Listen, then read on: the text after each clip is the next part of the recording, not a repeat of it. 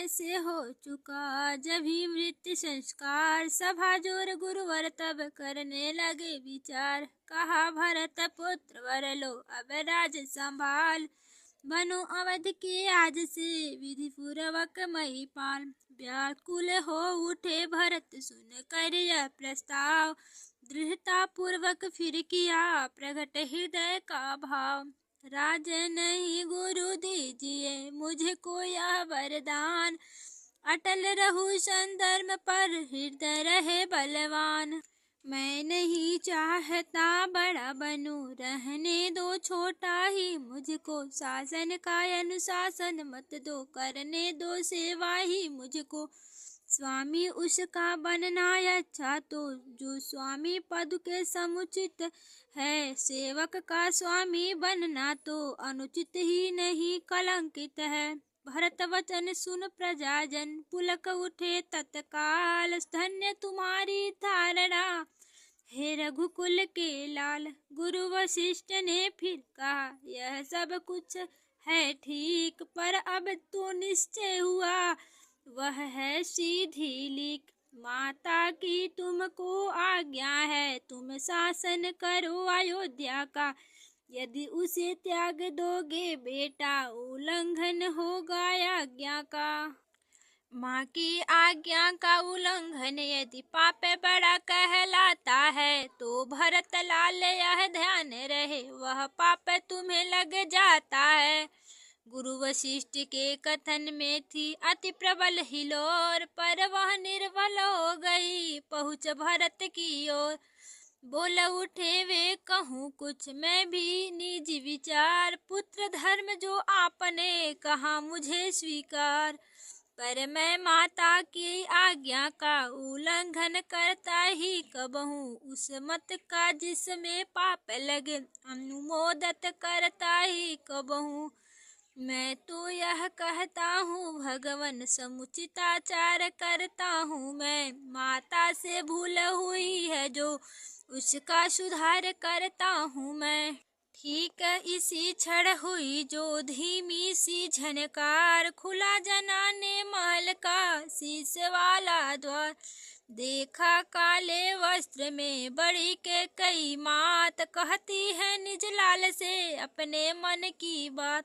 मैं सहमत हूँ मैं राजी हूँ मैं कहती हूँ उठो बेटा।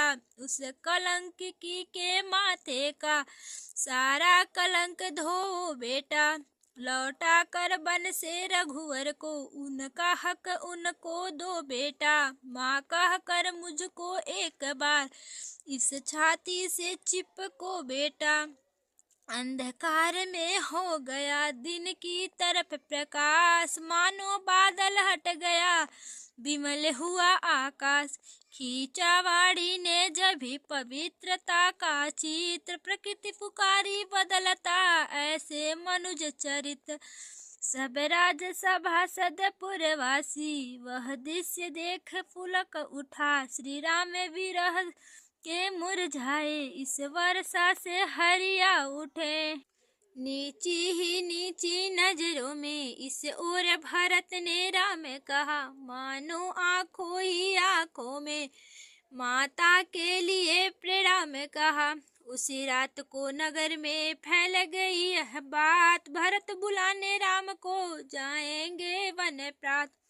घर घर में इसी बात को ले जीवन या मरण समस्या थी। कारण हो साथ भरत जी के यह प्रजा मात्र में इच्छा थी।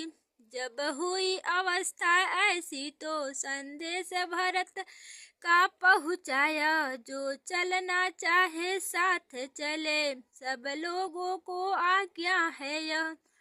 ऐसी उदार आज्ञा सुनकर जनता को हर्ष अपार। उस महातीर्थ की यात्रा हो यात्री मंडल तैयार हुआ।